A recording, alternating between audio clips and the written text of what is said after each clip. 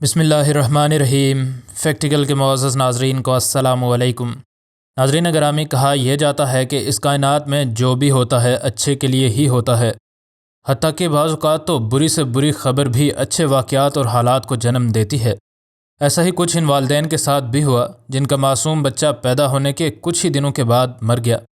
لیکن اس واقعے کے 4 دنوں کے بعد ان دونوں کو ہسپتال سے ایک کال آتی ہے جسے سن کر ان دونوں کی دنیا ہی الٹ پلٹ ہو جاتی ہے۔ ناظرین گرامی، امریکی ریاست ٹینیسی کے شہر نیشویل کی رہنے والی کیٹی اور جاش بٹلر نے جب پہلی بار ایک دوسرے کو دیکھا تو انہیں اس دن ہی پتہ چل گیا تھا کہ وہ ایک دوسرے کے لیے بنے ہیں۔ آخرکار کچھ ہی عرصے میں ان دونوں کی شادی ہو گئی اور کچھ عرصہ فرانس میں رہنے کے بعد یہ دونوں واپس امریکہ لوٹ آئے۔ ان دونوں کو اولاد کا بے انتہا شوق تھا، حتیٰ کہ جاش کیٹی کے ساتھ مذاق کیا کرتا تھا کہ مجھے تو 13 بچے چاہیے، لیکن اسے بھلا کیا معلوم تھا کہ اس کے ساتھ کیا ہونے والا ہے۔ آخرکار لاتعداد دعاؤں کے بعد ان دونوں کو یہ خبر مل ہی گئی کہ وہ والدین بننے والے ہیں، اور اس دن ان دونوں کی خوشی 7ویں آسمان پر تھی۔ کیٹی ایک ٹیچر تھی اور اس نے اور اس کے شوہر نے اپنی اس پریگننسی کو اس طرح سے ٹائم دیا تھا کہ وہ تب ماں بنے جب اسے اسکول میں گرمیوں کی چھٹیاں ہوں، تاکہ وہ زیادہ سے زیادہ دن اپنے بچے کی زندگی کے شروع کے ایام میں اس کے ساتھ رہ سکے۔ تمام کے تمام حالات مکمل طور پر نارمل جا رہے تھے، اور کیٹی جب بھی ڈاکٹر کے پاس جاتی تو ڈاکٹر چیک کر کے اسے بتاتے کہ آپ کے پیٹ میں پل رہا بچہ بالکل صحت مند ہے، حتیٰ کہ ڈاکٹرز نے یہ بھی بتا دیا تھا کہ وہ ایک لڑکا ہوگا۔ لیکن 5 مہینوں کے بعد جب کیٹی چیک کرانے گئی تو اسے جو ڈاکٹر نے بتایا وہ سن کر اس لڑکی کے رونگٹے کھڑے ہو گئے۔ ڈاکٹر نے اسے بتایا کہ اس بچے کے پاؤں بھی مڑے ہیں اور اس کی گردن کے ساتھ بھی کوئی مسئلہ ہے، اور ہمیں شک ہے کہ ناف کے ساتھ لگی خوراک کی نالی ایسا نہ ہو کہ وہ اس کی گردن کے گرد لپٹ گئی ہو۔ ڈاکٹرز کو کیا پتا تھا کہ یہ سب تو قدرے کم خوفناک باتیں ہیں، اور اصل ڈراؤنا پہلو تو اس کی صحت کا اس معصوم کی پیدائش کے بعد سامنے آئے گا۔ کیٹی کو ڈاکٹرز نے فوراً سے ایک اسپیشلسٹ ڈاکٹر کے پاس بھیج دیا جس نے اس کے ہر ہفتے کے الٹرا ساؤنڈ کرنا شروع کر دیے تاکہ اس کے پیٹ میں موجود پلنے والے بچے کی صحت کو مانیٹر کیا جا سکے۔ ڈاکٹر کے پے در پہ ٹیسٹ بری خبریں ہی سناتے چلے جا رہے تھے۔ ڈاکٹرز بھی بغیر کسی لگی لپٹی کے کیٹی کو حقیقت سے روشناس کرا رہے تھے، لیکن ساتھ ہی وہ اس ماں کی سپورٹ بھی کر رہے تھے، حتیٰ کہ انہیں یہ بھی کہہ دیا تھا کہ الٹرا ساؤنڈ مشینز میں کچھ زیادہ حقیقت کا نہیں پتہ چلتا، اور کیا پتہ آپ کا بچہ پیدا ہو تو وہ ٹھیک ہو، اور محض کم وزن کی وجہ سے یہ سب ٹیسٹ اتنے برے آ رہے ہوں۔ ایک چیز جو ڈاکٹرز کو بھی پریشان کر رہی تھی وہ یہ کہ الٹرا ساؤنڈ میں بعض اوقات ان کو اس ننھی جان کے دل کی دھڑکن بھی یا تو گم ہو جاتی تھی، اور اگر ملتی بھی تو بڑی ہی مشکل تلاش کے بعد ملتی تھی۔ جب کیٹی کا وقت پورا ہوا تو ڈاکٹرز نے کیٹی کا فوراً آپریشن کر کے اس معصوم کو باہر نکال دیا۔ اس کی وجہ یہ تھی کہ اس کے دل کی دھڑکن لگاتار گرتی چلی جا رہی تھی، اور اگر ایسا ہی چلتا رہتا تو کسی بھی وقت اس کی موت واقع ہو سکتی تھی۔ ڈاکٹرز نے جب اس کو باہر نکالا تو ان کو یہ بات دیکھ کر بڑا ہی خوف آیا کہ اس بچے کی ناف سے جڑی خوراک کی نالی اس کی گردن کے گرد لپٹی تھی، اور اس وجہ سے وہ بالکل بھی صحت مند نہیں تھا۔ ماں نے ابھی ہی اپنے بچے کو ہاتھ میں لیا تھا کہ ڈاکٹرز نے اس کا بچہ اس سے واپس لے لیا، اور وہ اسے لے کر بچوں والے ICU میں چلے گئے۔ اس بچے کو وہ تمام کی تمام بیماریاں لاحق تھیں جو کہ اس کے ٹیسٹ میں بار بار آ رہی تھیں، اور ڈاکٹرز کا کوئی ٹیسٹ بھی غلط نہ تھا۔ ڈاکٹرز کو کچھ سمجھ نہیں آ رہی تھی کہ یہ سب کیا ہو رہا ہے، کیونکہ آج سے پہلے ایسا کوئی بھی بچہ اس حال میں پیدا نہیں ہوا تھا جس سے ڈاکٹرز یہ بات اخذ کر سکتے کہ یہ بیماری آخر ہے کیا۔ اس کے پھیپھڑوں میں بھی کوئی مسئلہ تھا، اور کسی وقت وہ بالکل صحیح سانس لینے لگتا، اور اگلے ہی منٹ اس کا سانس رک جاتا اور اسے وینٹیلیٹر کی ضرورت ہوتی۔ کھانا پینا تو اس معصوم کے لیے ممکن ہی نہ تھا، حتیٰ کہ اس کو خوراک کی نالی بھی ابھی پاس نہیں کی جا سکتی تھی، اور اس کو پاس کرنے کے بعد اس بچے کو گھر لے کر تو جایا جا سکتا تھا، لیکن کیٹی اب پچھتاتی ہے کہ کاش ہم اس کو خوراک کی نالی پاس کیے بغیر ہی رہنے دیتے۔ آخرکار یہ ننھی جان اس قابل ہو گئی کہ اس کو خوراک کی نالی پاس کی جائے، اور ڈاکٹرز اس کو اس چھوٹے سے آپریشن کے لیے لے گئے، لیکن کیٹی کو نہ جانے کیوں لیکن یہ لگ رہا تھا کہ کہیں نہ کہیں کچھ ٹھیک نہیں ہے۔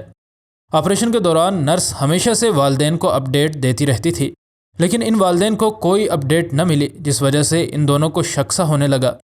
آخرکار ڈاکٹرز نے باہر آ کر ان کو بتانا شروع کیا کہ ہمیں اس بچے کے بارے میں یہ بتاتے ہوئے بڑا دکھ ہو رہا ہے کہ اس کی حالت ٹھیک نہیں ہے، اس کا دل عجیب و غریب طرح دھڑک رہا ہے، اور ہمیں اس کے دل کا آپریشن بھی کرنا ہوگا۔ ان والدین کے لیے تو بس اب ان کے بچے کی صحت اہم تھی، اور انہیں فوراً سے ہاں کر دی۔ اسی دوران کیٹی اور اس کا شوہر جاش اپنے بچے کی ساری چیزیں دل کے مریض بچوں والی وارڈ میں شفٹ کر رہے تھے کہ اچانک ان کو یہ دل دہلا دینے والی خبر ملی، جس کو آج بھی یہ لوگ اپنی زندگی کی سب سے بدترین خبر کے نام سے یاد کرتے ہیں۔ ان کو یہ خبر دی گئی کہ ان کا بچہ آپریشن ٹیبل پر ہی فوت ہو گیا ہے۔ ان دونوں کی تو دنیا ہی اجڑ چکی تھی اور رو رو کر ماں باپ کا برا حال ہو رہا تھا، لیکن ابھی وہ اس بات سے انجان تھے کہ اس ہسپتال کی اوپر والی منزل پر ان کے لیے خوشیاں ہی خوشیاں تیار ہو رہی ہیں۔ کیٹی کے لیے یہی بری خبر جیسے کافی نہیں تھی کہ ڈاکٹرز نے اس کو یہ خبر بھی دے دی کہ اب آپ دونوں کو کبھی بھی والدین بننے کے بارے میں کوشش نہیں کرنی چاہیے، کیونکہ اس بچے کو لاحق مسائل جینیٹک تھے، یعنی کہ وہ آپ کے باقی بچوں میں بھی ہوں گے۔ یہ بات سن کر پہلے سے ہی غمزدہ ماں باپ پھوٹ پھوٹ کر رونے لگے۔ وہ اب نہ آگے جا سکتے تھے اور نہ ہی پیچھے۔ خیر کچھ دن گزرے اور کچھ غم ہلکا ہوا تو کیٹی نے رو رو کر ماں بننے کے لیے دعائیں مانگنا شروع کر دیں۔ وہ بس ایک ہی بات کہتی تھی کہ اس نے تو ابھی اپنے بچے سے ٹھیک سے پیار بھی نہیں کیا تھا۔ اسے کیا پتا تھا کہ ہر مشکل کے ساتھ آسانی بھی ہوا کرتی ہے۔ اگلے ہی دن اس کے فون کی گھنٹی بجی اور دوسری طرف وہ نرس تھی جو کہ ہسپتال میں رہتے ہوئے اس کی کچھ دوست بن گئی تھی۔ اس نے کیٹی کو بتایا کہ مجھے شاید اس بات کو ابھی نہیں کرنا چاہیے کیونکہ حال ہی میں آپ کا بچہ فوت ہوا ہے،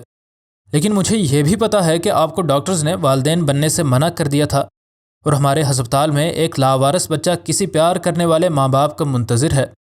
کیونکہ اس کے اصل والدین اس کو پھینک کر فرار ہو گئے ہیں۔ اگر آپ چاہیں تو یہ بچہ آپ کو گود مل سکتا ہے۔ کیٹی کو سمجھ نہیں آ رہی تھی کہ وہ خوش ہو یا شکرانے کے آنسو بہائے۔ خیر اس نے فوراً سے ہاں کر دی اور 4 ہی دنوں میں یہ اپنے اس نئے ہونے والے بچے سے مل چکی تھی، اور ان کو بتایا گیا کہ اس بچے کو بھی وہی بیماری لاحق ہے جو کہ آپ کے بچے کو لاحق تھی۔ لیکن حوصلہ افزا بات یہ ہے کہ اس کی بیماری کا پتہ بھی چلا ہے اور اب یہ بہتر ہو رہا ہے۔ یہ بچہ جس کا نام بریکس رکھا گیا اس بیماری کی وجہ سے اپنی پیدائش کے بعد کئی مہینے ہسپتال میں ہی گزار چکا تھا۔ اس کی ماں اسے چھوڑ چکی تھی، اس لیے اب وہ قانونی طور پر گود لیا جا سکتا تھا۔ ان دونوں نے بغیر کسی حیل و حجت کے اس بچے کو گود لے لیا، اور 9 فروری 2016 کو بریکس اتنا صحت مند ہو چکا تھا کہ اس کو کیٹی اور اس کا شوہر گھر لے جا سکتے تھے۔ کیٹی کے مطابق اس کا یہ بچہ اب صحت مند ہو رہا ہے اور یہ ماں اس کو پیار کرتے کرتے نہیں تھکتی، اور اس کا دل ہوتا ہے کہ بریکس ہر وقت اس کی آنکھوں کے سامنے ہی رہے۔